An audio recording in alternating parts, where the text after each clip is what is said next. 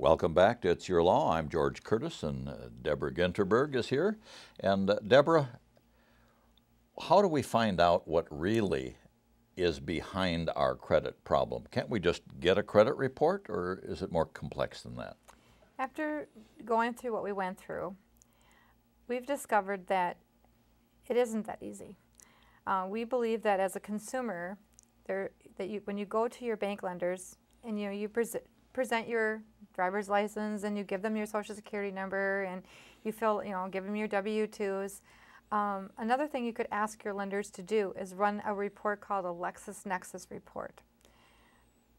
I won't go into the great detail about that, but it's a report basically showing real property and vehicles that people have purchased, and also most importantly shows others using your social security number. So you could actually get names. It will show your name and others using that social security number. Because when the banks depend on the credit bureaus and they run a report, of course they do a commercial report, it doesn't show particular names and it does not show multiple social security use. And that's where we ran into the problem, because it would show up all this debt we didn't have. So if they depend on the credit bureaus for accurate information, and that's one of the first things the Fair Credit Reporting Act says, is that our lenders depend on those credit reporting agencies to have accurate reporting. And if they don't have a system in place to show multiple social security use, then the lenders need to use another source, and that would be like a LexisNexis report in connection with that other credit reporting agencies. And so if you do get that LexisNexis report and you see things on your debt profile that really aren't you, what do you do now? Who do you alert that there may be some fraud or at the very least mistakes afoot? Well, I think that's when, if at that point the lender says, I'm sorry, we can't give you a loan because we don't know if that's you, then you can go to your Social Security office and actually get a printout, and you can get it documented and stamped and signed saying you are the rightful owner of that Social Security number. Because federal law, as it is right now, employers can't even verify Social Security numbers. Lenders can't call Social Security and verify Social Security numbers, and neither can the credit bureaus. You are the only person that can actually verify your Social Security number. I take that back. Another person that can do it, or agency, is the Motor Vehicle Department. Okay. So now this nightmare really was a spin-off of Bob's Social Security number. In all of the work you've done and the research you've done in the last year and a half, are there other numbers or identities that we should be very careful about, or is it just the Social Security number that's going to get us in trouble? As I see it, it's that Social Security number. The Privacy Act states, from the United States Privacy Act states that you don't have to give out your Social Security number to governmental agencies or to lenders, but we all know that if we don't, we're not going to get a loan. And the Social Security number was designed to be your one-of-a-kind unique number, only to you. Social Security does, they retire numbers of people who are deceased. They don't give out duplicate numbers. So I really do believe that we are identified by that number, and that's where the identity fraud is occurring. Well, for example, if you or I go into a sport shop and buy a gun, on that federal form, they want our Social Security number. That's correct. And while they say it's optional, you get phoned in, and if you haven't given the Social Security number, you just never get cleared. You can wait the rest of your life for the gun to be issued to you. Exactly. Similarly, the licenses we buy to hunt, fish, and so on. And then, following the hunting season, the DNR starts tracking down people and saying, Bob, and I used the wrong word because this isn't Bob's case, you bought a gun license and you have a felony rap. Correct. So that you just committed another felony if you went hunting or you possessed a gun. And so the government uses and abuses these Social Security numbers just as much as the other crooks do. Oh, I agree, 100%. I agree. And think of even child support. Oh, I hadn't thought of that. Yep. Sure. He may be having to pay for children he doesn't have. Holy smokes. Yep. Well, you went out to Washington. What did you learn? Well, we learned that that the highest level of government is 2 steps behind the identity thieves, maybe even 10, and they admit it, and that our resources are so limited as far as prosecuting, as you know, as being an attorney. It's always a cost in dollar amount. Also learned that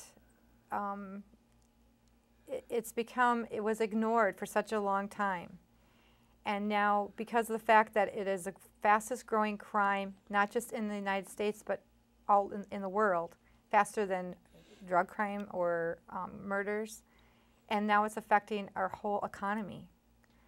And if we believe if illegal immigrants can do this, what about terrorists?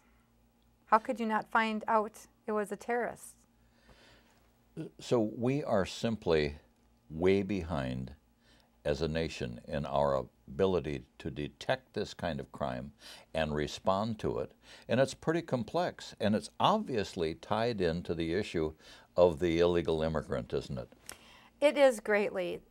A lot of our politicians are very, they want to tiptoe around this issue. It's election year, so that vote they don't want to lose that vote. And it's such a, issue. There's a difference, I believe, between human rights and giving them privacy rights. Obviously, we're not vindictive or we don't condone violence. But at the same time, if there's amnesty granted, what will we do with illegal immigrants who have committed felonies?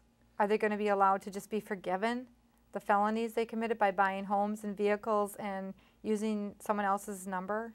Well, it raises lots of interesting questions. One of them I have is that you and Bob have spent maybe as many as 1,200 hours over the last year and a half trying to solve your problem. Some of that time is spent doing what you're doing right now, trying to educate other people so they don't have the problem. And yet there is no process to really compensate you for what you're going through. And I'll bet your credit will never be what it really should be the rest of your lives. I agree. I agree with you. That was one of the issues brought up in Washington. It was actually brought up by a gentleman from the United Kingdom. He made the comment that while there would be fraud that does happen all over, they would not have their victims have to do the detective work and find the criminals, and there would be compensation. I would certainly think this is an issue for the legislature, for Congress. It's a federal problem more than a state problem, but perhaps the state can do something about it. But you put your finger on another hot button. In an election year, nobody's taking a position on anything, are they? No. Except running the TV ads, which are comical, because if I was a politician, I would certainly not be running, showing my opponent, and you don't know, you're tuning out and all you're seeing is more ads on him. But again, that's another issue. Well, it certainly is. We're out of time, and I want to thank you and Bob for being here and being so candid about your own lives and giving us a peek into your lives just to help others. Congratulations. Thank you so much. Keep it up. And thank you, ladies and gentlemen. Identity theft is a national disease. We have to analyze not only the diagnosis, but the prevention and the cure. In terms of the cure, it means that you and I as citizens have to be a lot more careful and not keep our private numbers where other people can get them. But actually, it's impossible. Employees of banks, credit unions, sports shops, lots of places are going to see our numbers. So then we have to be vigilant and get these credit reports regularly, and then we have to respond. We'll try to do all of these things on a local and personal level. But really, there has to be a response in Congress. And in an election year, that's going to be tough for our elected officials to take a hard stand. But let's insist on it.